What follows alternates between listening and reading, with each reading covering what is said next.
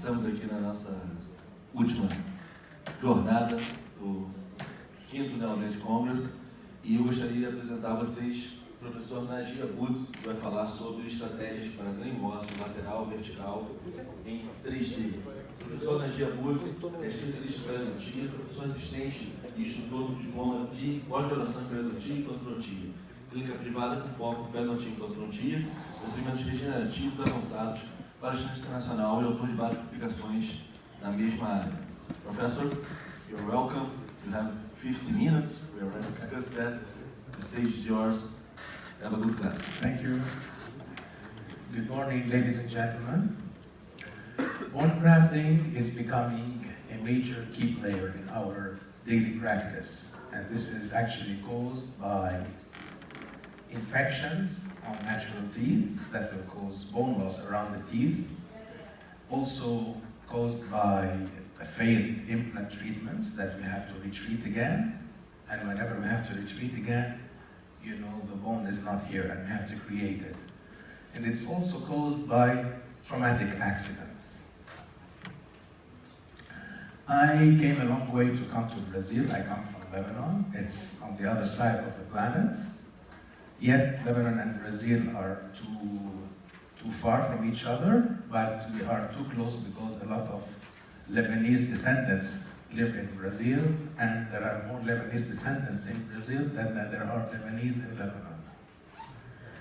We will start by showing you all the different cases of bone loss. We have the lateral bone loss, we have the 3D bone loss, and we have the vertical bone loss. What is the difference? When we talk about lateral bone loss, that means that one of the tables, which could be the buccal or the palatal or the lingual, it is completely absent, and the other table is present.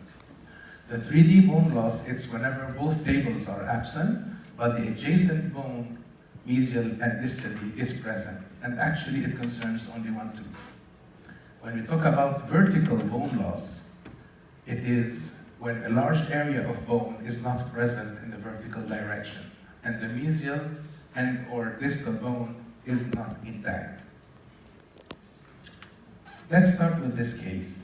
We have a missing upper lateral incisor, upper right lateral incisor, and of course before placing an implant in this area, we have to take a CBCT to know exactly the width of the bone, and surely a paraapical X-ray. And surely the CBCT X-ray showed that there is no bone in the buccolingual direction. And as you can see, whenever we open in the purpose of doing a bone grafting. I prefer to do bone grafting prior to the implant placement and not everything together, one miracle at a time. So the opening for the bone grafting is actually done in the vertical incisions are made very distant to the grafting area. They have to be, for horizontal bone grafting, one tooth away mesially and distally. And as you can see, the width that we have here is just 1 millimeter. So we have to create bone, enabling us to place the implant 8 months later on. So the bone is prepared. First of all, we have to remove all the soft tissues. Then we have to do those small holes inside the bone to enhance the blood flow from within the bone towards our grafting material. This is an occlusal view. Then the bone grafting is placed exactly in the area that is needed. In this case, the mix was 80% xenograft, which is a bovine bone, and 20% autogenous bone. Why 20%? Because I use the bone scraper and I remove some bone from the area around the area. Okay, whatever I get, I mix it with the xenograft. But with horizontal or lateral bone augmentation work with just xenograft, it does. Then, the membrane is first fixed on the palatal side, the bone is placed, then we fix the membrane on the buccal side, and we continue on placing bone under the membrane after fixing the membrane from both sides. This is called sausage technique. To do the sausage technique, you need a membrane that has a certain degree of elasticity. Otherwise, it would break. The suturing is very important when doing the grafting. It has to give us a complete closure of the area. So before doing the closure, the buccal flap is partially dissected, enabling it to go down and to cover all the graft. And actually the sutures are a combination of separate sutures and horizontal matrix sutures. In this case, we placed one horizontal matrix suture, just covering the membrane, two separate sutures from each side, and the vertical incisions are closed by separate sutures. We wait for 8 months, we re-enter again, the pins that were fixing the membrane are removed, and we can actually admire the quantity of bone that we obtained just after 8 months from surgery. We can realize that, if you remember, that we had only 1 millimeter, now we obtain 8.5 millimeter of width. So our implant can be placed in ideal position. This is a labial view. So this was before the surgery. This is after 8 months before placing the implant, and this is immediately after placing the implant. I was talking to you about the bone grafting material. What is needed to do a lateral bone, a lateral osseous regeneration, or a guided bone regeneration. In this article by Mendoza in the Clinical Implant Dentistry, they did a study. They divided patients into 2 groups. One group had guided bone regeneration with just xenograft. The other group, it was a mix between xenograft and autogenous bone blocks. Actually, they didn't find any difference in the quantity of bone that was obtained. Histologically, yes, there is a difference, but clinically, there is no difference. Both techniques do work. They only find that the cases where they used autogenous bone graft, they had a little bit more complications in the donor side. So when doing lateral bone grafting, we can use just material. This is another case of a congenitally missing 2 upper lateral incisors. This is the patient. Also, the CBCT was taken, and surely it showed a lack of bone on both sides. This is number 12, upper right lateral incisor, and this is the upper left lateral incisor. So surely bone grafting had to be done. So crestal incision in the area of grafting, then intracircular incision and vertical incision 2 teeth away from the grafting zone. First of all, we start by the removal of the soft tissues that are actually incriminated inside the bone. I do this with a round burr, with a straight handpiece, then preparation of the bone, like I told you previously, and the mix of bone, which was also the same, a mix of xenograft and a little bit of autogenous bone that was existed in the area. We removed them with a bone scraper. In this case, I tried to compare the 2 techniques, a normal guided bone regeneration with a sausage technique. The normal guided bone regeneration is just we place the bone, we cover everything with a membrane, and we tag it. The sausage technique, we continue on placing bone after placing the membrane. Complete closure. This X-ray was taken after 8 months, then reopening again. Okay, this is the 2 areas. This is the sausage technique, and this is the normal GBR. In both cases, we obtained bone, but as you can realize, with the sausage technique, the width of the bone was much bigger than the other area.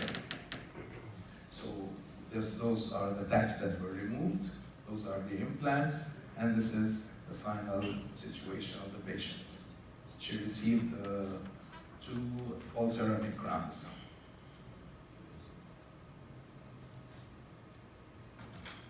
Okay. Now let's see this case. Upper left central incisor, it was broken. But the problem is that what actually guides us into knowing if we have the bone loss, it is the probing. The probing showed a big pocket, a very deep pocket on the palatal side. So we had to guess that the bone loss was palatal and not buccal. So the tooth was extracted, and as you can see, the palatal wall is not existent anymore. It has disappeared. And in those cases, like I told you, I prefer to do it by steps, not everything together. Surely you can do extraction, implant, bone grafting, membrane, everything together, but for me, you are accumulating the risks. The risks are higher, and whenever you do bone grafting every day, this is what I do every day, the risks are too high.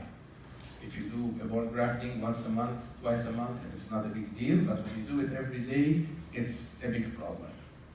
So the extraction was done. We chose to do a Maryland temporary bridge, which was fabricated by metal and acrylic to replace the missing tooth. We waited for 6 weeks. Why 6 weeks? Because in 6 weeks we will have a complete healing of the soft tissues. We re-entered again, and here, as you can see, this is the anterior palatal nerve. Actually, we clean it, we remove everything from inside, and we graft it all. This is the membrane that was trimmed exactly to fit the area. This is a collagen membrane. So first of all, the collagen membrane was fixed by 3 palatal tags. The bone was placed everywhere where it wanted. Then it was fixed by a buccal tag.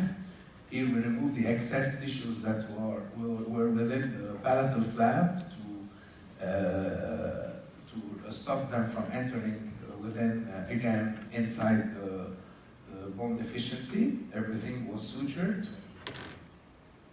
And we waited for 8 months. This is the temporary in place. After 8 months, we took this X-ray and we took the CBCT. It showed a good width of bone in the area. And as you can see, this is the palatal anterior nerve. We grafted to maybe 6-7 millimeters. So re-entry. Actually, when doing the re-entry, we have to do the same kind of incision to reach the pins area or the mini screws to remove them. Otherwise, we cannot reach them. So this was the case before, and this is the case after 8 months. So the implant was placed in an optimal position. And this is the patient. This was before treatment, and this is after treatment. The patient did not want to do any aesthetic treatment for the teeth. He just wanted a tooth instead of the missing tooth. And this is what happened to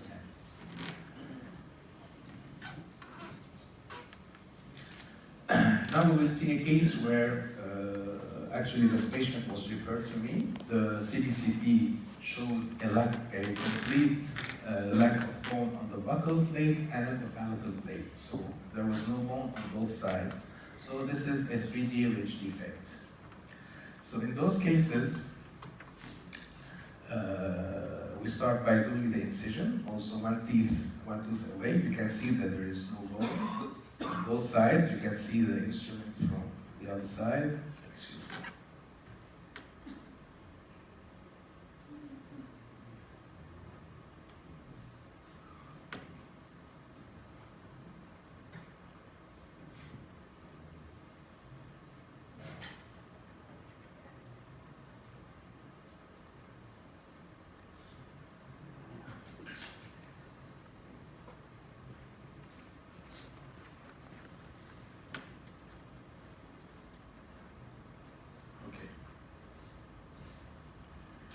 Sorry about that.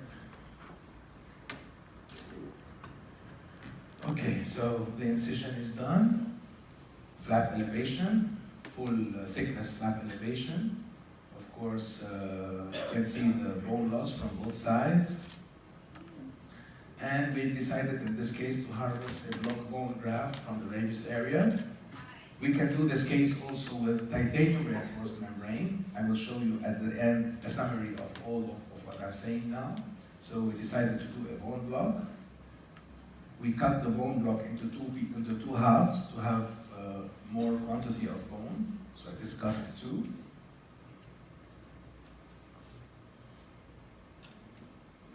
Okay. Then the 2 blocks actually are taken to be placed at the recipient side, but before we do that, we suture the donor side so we can work in its tranquility. Okay, so the two blocks are actually screwed, one on the buccal side and another one on the palatal side. And we use a mix of 50% autogenous bone and bovine bone. And everything is covered by a collagen membrane.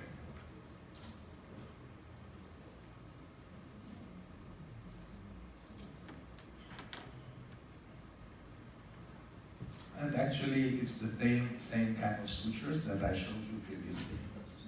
Combination of horizontal matrices and separate sutures. Now, this patient was referred to me for, he had a car accident, and as you can see, we have a big defect in the anterior lower mandible. And there is no way for his dentist to place implants for him. Actually, I do work with a lot of dentists that place implants. I do the pre-implant surgery for them. I do the graftings. So this patient was referred by his implant doctor, and he wanted to see if we could create the bone here and bring it like it was before, so he will place the implant later on. So in those cases where we have this vertical big bone loss, surely the only way is to do a vertical guided bone regeneration using EPTFE membrane, which are titanium reinforced polytetrafluoroethylene membrane, which are the non-resorbable membranes.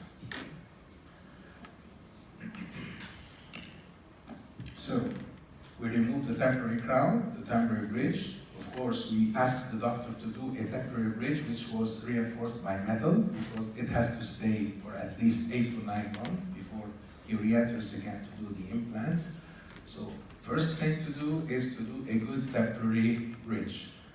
Then we start the surgery. We remove the bridge, and the incisions are crested incisions in the area where the graft is needed, intracircular incision. We have to be a minimum of 2 teeth away from each side before doing the vertical incisions.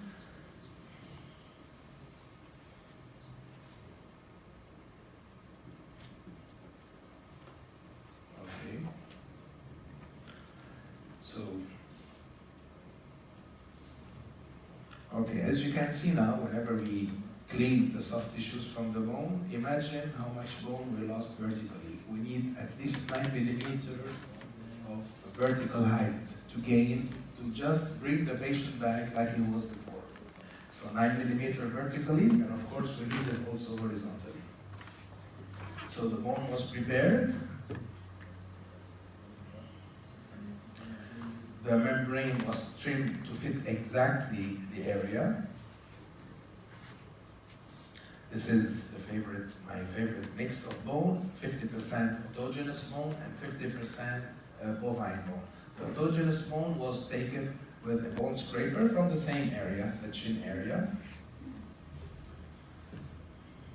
Okay, as you can see in this case, we fix the membrane lingually first. This is the most tricky thing. We have to fix it with either mini screws or mini pins.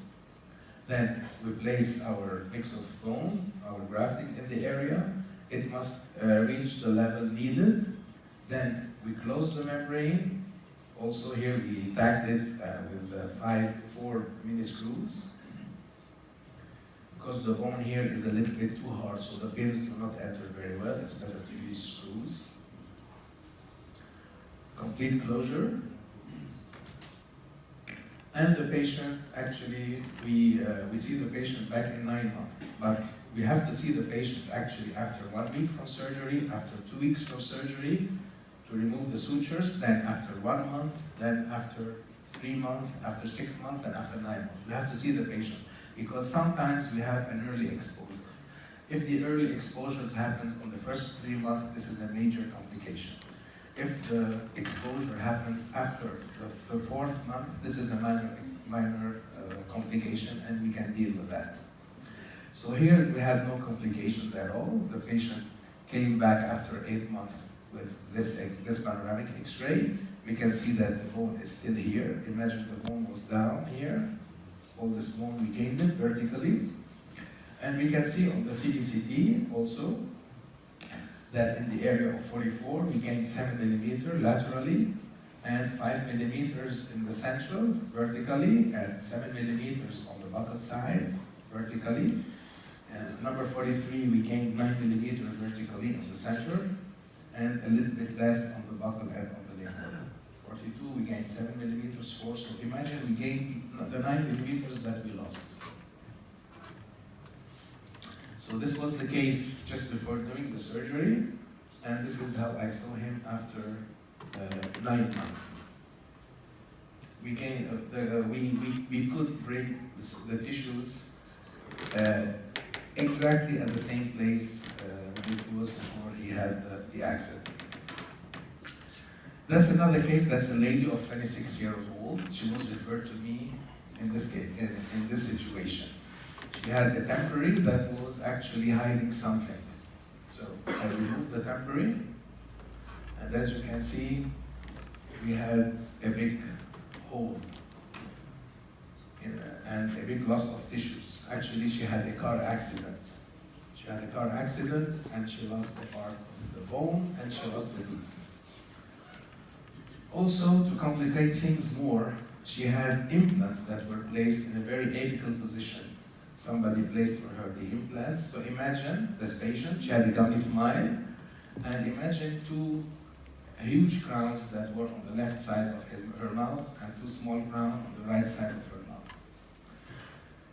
We took a CBCT also, actually para-apical x-rays. We saw the two implants that were completely osteointegrated. We had a small infection on tooth number 11. And the CBCT actually showed us a bigger problem. You see the implants, there is no bone on the buccal side of the implants. So imagine the apical position of the implants, and they were not, actually there was no bone on the buccal side of the implant. There was only 2 to 3 millimeters of bone on each implant. One of them had only 1 millimeter. So whenever the implants will be removed, the tissues will go more high. So our treatment plan was to do everything by steps, to do several steps. First of all, we had to remove the two implants, and we had to do extraction of tooth number 11. We had to do vertical and horizontal bone regeneration, and we had to do crown lengthening on the posterior side just to bring the two levels, the anterior and the posterior levels, close to each other. Then to do the prosthetic treatment. So we started by removing the two implants. I have special devices just to remove the implants without doing a big surgery, and this is what was done. The two implants were removed. And as you can see in our treatment plan, our plan was to remove also this tooth because it has an infection and an apical infection. But I thought at this time, if I keep this tooth for just several months, I do my vertical bone grafting in this area, it would be beneficial to keep this tooth, just to keep the bone, not just next to it. The bone here next to the tooth, maybe it would help me better to bring cells from this area to this area to my graft, so it was beneficial. So I thought that maybe I could leave this tooth, do my grafting, then remove it later. So the two implants were removed. Okay, see the big defect that we have here. It's getting higher because we removed the implants. And we waited for 6 weeks for a complete soft tissue healing. And then we re-entered again to do the grafting. Unfortunately, when I opened at this stage, I realized that the apical reaction that was present on number 11, it was much bigger than it was showing on the x-ray. And it was touching the area where I wanted to place my graft. So this is an infectious risk. If I did my grafting now, and I kept this tooth and this infection here, maybe I could lose completely my graft. So at this stage, I decided just to extract number 11, and I couldn't continue to do my grafting. Why not doing the extraction and the grafting at the same time? Because first of all, there is an infection that was present here, and it needs some time to be resolved. And second, there is no complete healing of soft tissues over number 11. So no soft tissue, and we want to close everything, we have an exposure risk on the membrane. So just removal of number 11, closure, and we re-enter after 6 weeks. So this is now the second surgery. We re-enter. You can see now that the hole is getting bigger, the tissues are coming up more. So intracircular incision here, crested incision, and 2 vertical incisions. And this is what we see at the moment of grafting. We had 6 millimeters of vertical bone loss on the palatal side, and we had 12 millimeters of vertical bone loss on the buccal side. Of course, we must have autogenous bone that was taken from the ramus area. First of all, we trim the membrane to fit exactly the bone loss area. We fix the membrane with screws and tacks from the palatal side. We need many screws, it's not just one, maybe 2 or 3. We place our bone and we close everything. Complete closure, also horizontal matrices and separate sutures. The patient disappeared for 8 months. She traveled and she came back, and as you can realize, there's too much plaque on the teeth because in general those patients are actually afraid of touching the area. She didn't want to touch the area. But the level of tissues that we obtained was satisfying. Okay. So now we wanted to open again, to remove the membrane and to place the implants, and to do the crown lengthening at the same time. This is the crown lengthening on both sides. So we opened. This is the membrane in place. We removed the membrane. This is the bone that we obtained. This was the situation before the surgery, and this is after 9 months. You can see that we gained considerably bone in both sides, vertical and horizontal. Crown lengthening was done. This is the bone. Imagine the width that we obtained. 2 implants were placed. And these are the temporaries on the implants. And this is another set of temporary. The doctor, the prosthodontist, is still working on the tissues. Now we will talk about the vertical posterior ridge defect, which is the most difficult surgery. Why most difficult? Because of the accessibility. It's really difficult to go inside and to do vertical, to fix the membrane, especially from the lingual side. So this surgery has many steps. Any steps which is not done 100% success, we will have a failure of all the procedure. It's really technique sensitive, so we have to be very careful.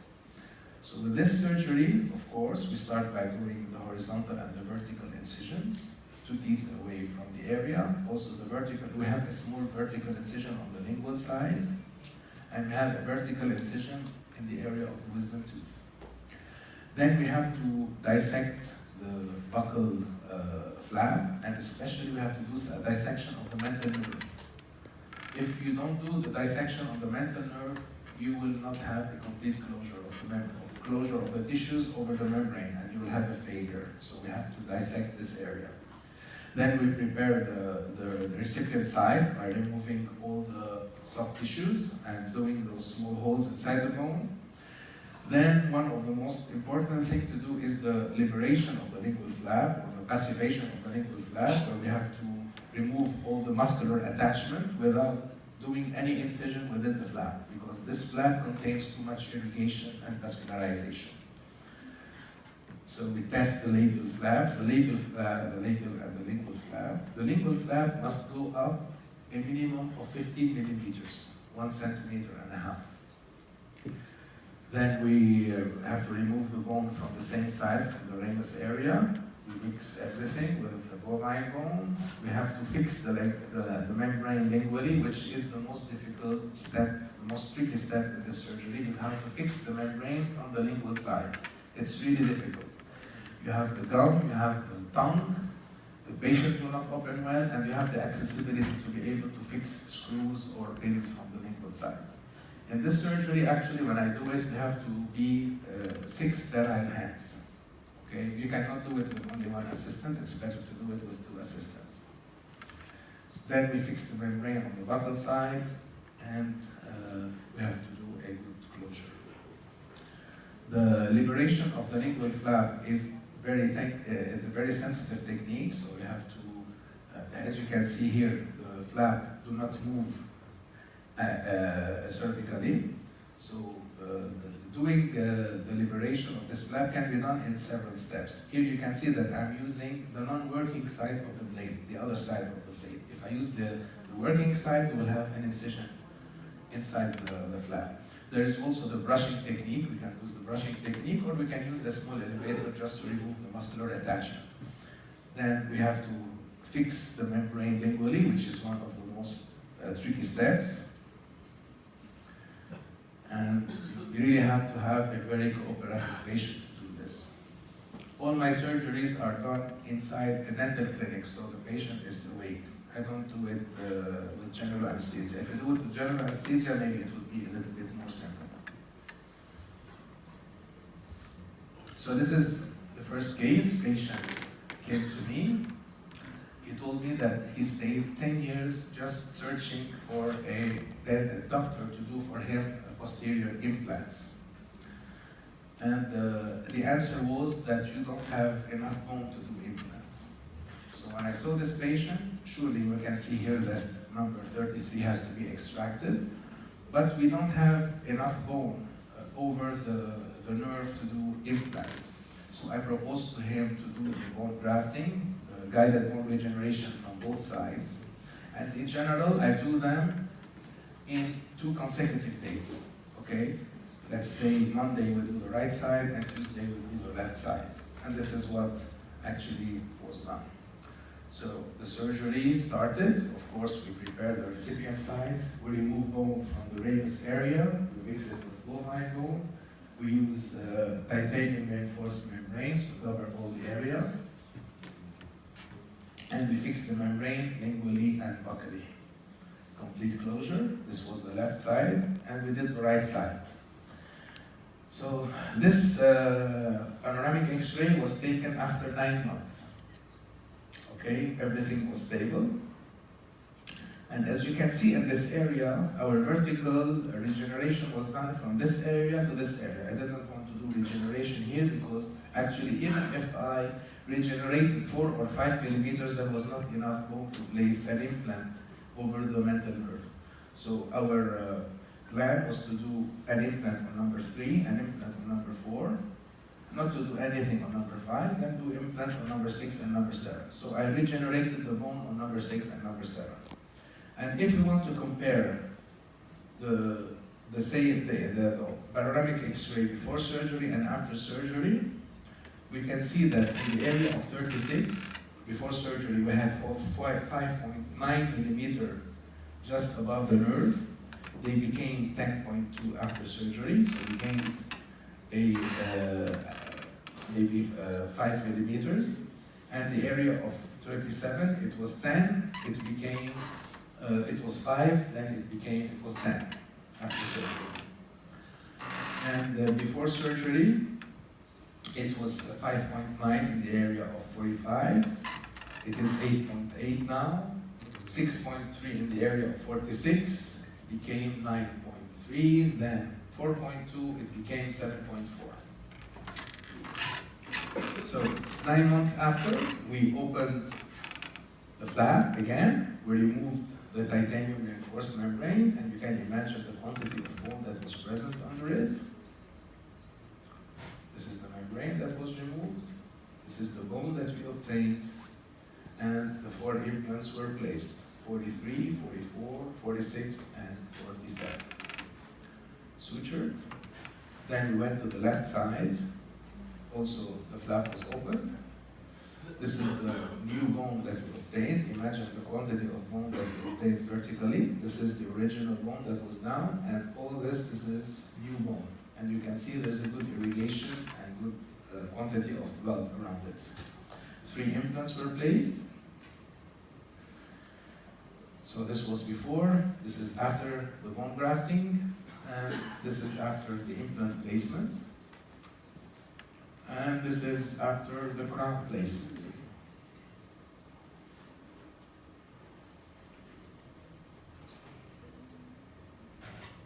Okay, the crowns were screwed. Okay, in a study comparing two techniques of vertical bone regeneration, one using titanium reinforced membrane and the other one using titanium mesh covered with collagen membrane. They wanted to see the differences between the two techniques and the complication rates. Actually, both techniques had complication rates. The complication rates, this is group A and this is group B. The complication rate for group A, there was 3 cases on 20 cases. For the group B, there was 4 cases out of 20 cases. Okay, so you can feel free to do either the titanium reinforced membrane or the titanium mesh covered with the collagen membrane. But the manipulation of this one during surgery is a little bit more simple than this one. To cut the titanium mesh is a little bit difficult. Just to summarize what I just told you. For the incision, we do it crustally for the lateral, the 3D, and the vertical. For the flap elevation, it has to be also full thickness flap in all the 3 techniques. Autogenous bone has to be used when doing the 3D and the vertical, and we can do the lateral bone regeneration without using autogenous bone if we want. The membrane must be stabilized with pins and screws buccally and lingually on the 3 techniques. The flap passivation, or the movement of the flap, must be buccal on the lateral, buccal on the 3D, and buccal and lingual on the vertical whenever we can, if it's the lower mandible. We can use bone blocks when doing the lateral, we can use bone blocks when doing the 3D, but it's better not to use bone blocks when doing vertical bone regeneration because we will have a big bone remodeling after that. We will lose a lot of bone. So it's better to mix it with bovine bone. We have to wait for 8 months when doing the lateral, 8 months when doing the 3D, and it's better to wait 9 months for when doing the vertical bone regeneration. The membrane type when doing lateral can be collagen, which is very difficult to work with, and the exposure rate of this membrane is too low. And if we have an exposure, we will not have any infection. While when doing the 3D and the vertical, it has to be a titanium reinforced non-resorbable membrane. The infection risk when doing lateral bone regeneration is low. It is medium when doing the 3D, and it's high when doing the vertical. The technique sensitivity is high when doing the lateral, it's higher when doing the 3D, and much more higher when doing the vertical. So in conclusion, I will have to say that predictable implant treatment with the long prognosis can be obtained only when enough healthy soft and hard tissues are present. Soft and hard tissue must be augmented when needed prior to implant placement, and soft and hard tissue graftings are actually technique sensitive. And I would like to thank you very much.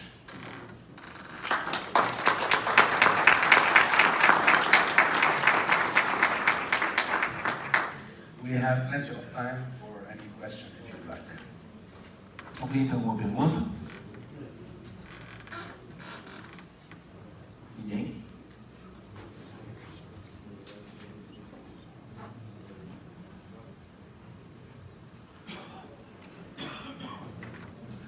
Você pergunta direto em libanês? Pode ser libanês?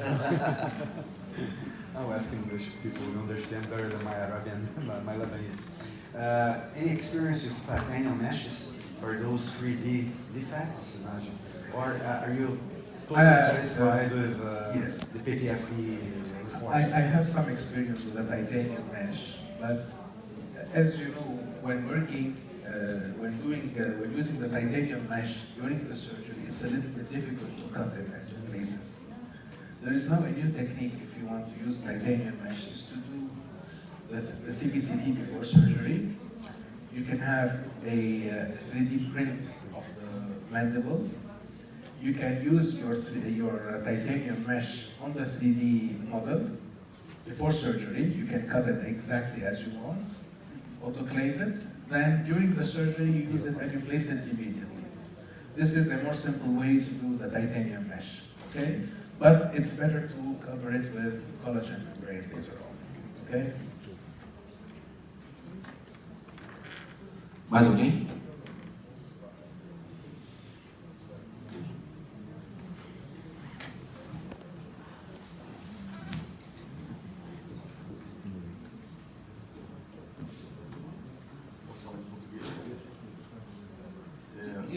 Você usa, mostrou muito caso com osso autógeno. Foi bastante osso autógeno. O que ele acha assim, de usar um ceramona, um osso sem ser autógeno para fazer esse sample? He just asked about autogenous bone, and he's asking about why use autogenous bone and why do not use some xenograft bone or some other material. Other materials that are not the autogenous bone. Okay. Why you prefer always Okay. the autogenous bone? Okay. Whenever we need osteoinduction, osteoinductive cells, we must use autogenous bone. Whenever we don't need osteoinduction, we don't use autogenous bone. When we do a lateral bone grafting, the movement of the cells in this direction laterally is much more simple than moving the bone cells vertically. So when doing a lateral movement of the bone cells, when doing lateral bone regeneration, we can use exclusively biomaterial, and it works. If you add more bone, it will be maybe a little bit faster to heal.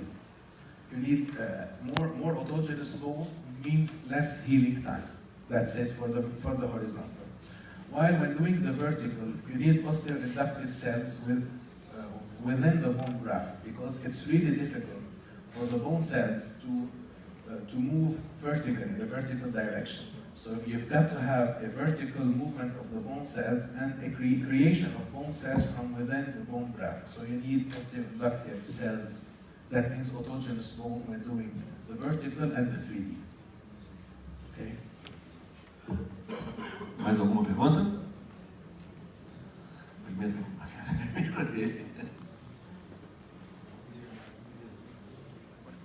Só queria saber como é que ele procede nos casos em que há exposição da membrana, se for pequena, se for maior. He just asked about membrane exposure, how you managed, and if it's a small exposure or if it's a big exposure, how you managed it. Okay. If you have a collagen membrane exposure, it's not a big deal. If you have an exposure of the resorbable collagen membrane, we will only have an early disappearance of this membrane, but we will not have an infection in general. Sometimes infection happens, but it's very rare. While when using the titanium reinforced non-resorbable membrane, it's not the quantity of the exposed membrane, it's when it got exposed. If the exposure happens during the first 3 months, this is a major exposure. And in general, we will lose our graft. Because the small exposure will become bigger and bigger every day. And you will see the patient every week and you will see that the exposure is getting bigger. If the exposure happens after the 4th month, that means we have already inside some osteoid bone. So if the exposure happens after that, we will have a small loss of the bone, but we will not have a complete loss of our grafting. Okay? So if the exposure happens with titanium reinforced membrane, it's really difficult. If it happens later, after 4 months, you can just put some chlorhexidine gel on it, just to stop the bone, to reduce the bone loss that will occur after that. But you will not have a complete loss of your graft.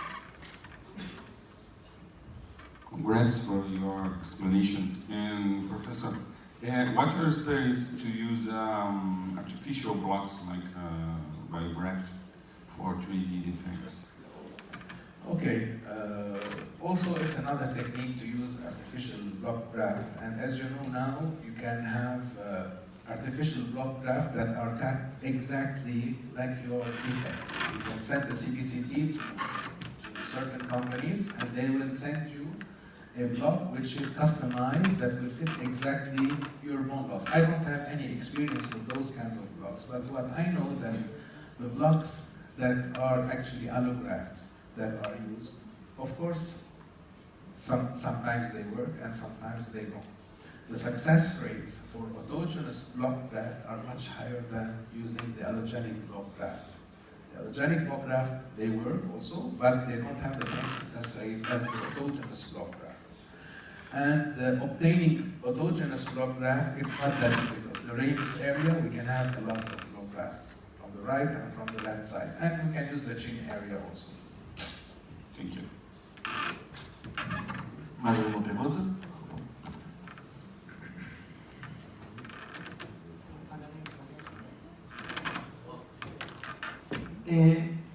La pregunta es si tiene alguna preferencia por el uso de tachuelas o de tornillos. A veces el acceso en la zona lingual puede ser mejor en tachuelas o en tornillos. No sé qué preferiría usted. He asked about your preference. It's on fixation of the membrane, or to use a screw fixation or a pin fixation. What do you prefer? Actually, when I do those surgeries, I have 4 or 5 fixation kits that are opened in front of me. So sometimes, you know, the pins are more simple to use because the screw, sometimes when you put the screw, the membrane starts to rotate around the screw. So I start always to use the pin. If it works, then fine. If the bone is too hard and it doesn't enter, then I have to use the screw. When I use the screw, I have to hold the membrane from both sides to hold it from rolling around the screw and placing the screw. Okay, so it's either this or either that, whatever works.